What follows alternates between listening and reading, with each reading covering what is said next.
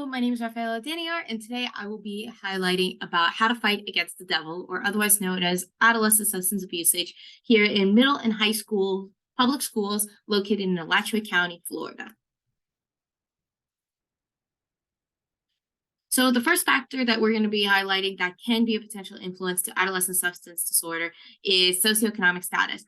21% of Alachua County lives in current poverty, while only 22.1% of the population only has a high school diploma. This can be highly influential because more stress and more financial difficulties that are experienced by parents can lead to influences of using drugs because of the fact that they just want to avoid the negative emotions. They don't want to feel any more of those negativity. So they will have themselves induce pleasure and thus be more addicted to those substances.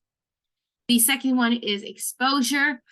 Most of the drugs, illicit substances, have been identified as potential usages. My apologies. Have been identified with problems that have been correlated due to substance abuse usages, even in pediatric cases, whether intentional or unintentional.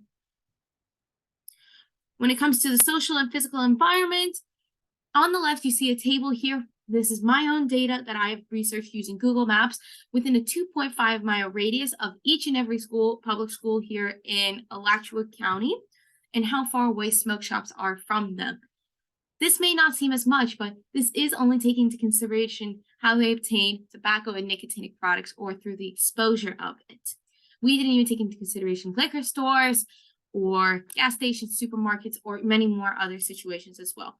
Peer pressure has also been seen as a very high influence due to the fact that if you see your friends do it, they start pushing you to do it. Therefore, it could lead to potential problems as well in the future. Now, what are some possible interventions that have occurred, that have been formulated? The most common one about has been drug abuse resistance education, otherwise known as DARE. Unfortunately, it has no effectiveness within middle school or high school because of the fact that it only is conducted in elementary school. However, a more prominent program that has been shown to have good effectiveness for middle school and high school students has been Living the Example, where they use ambassadors and even social media to communicate with those who have been exposed or even in low socioeconomic levels to help avoid those problems in the future. Thus, a good primary prevention program. Now, legal intervention. Unfortunately, the state level has just recently, in 2021, stopped against selling to those who have been 18 to 21 tobacco and nicotinic products and moved the age up to 21 and older, same as alcohol.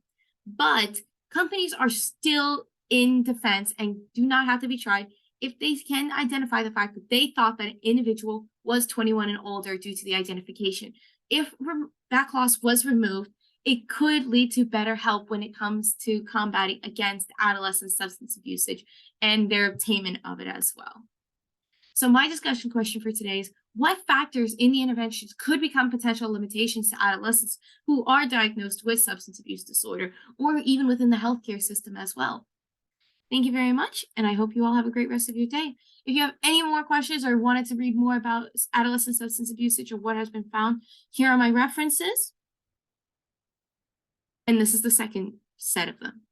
Thank you very much, and have a great rest of the day, folks.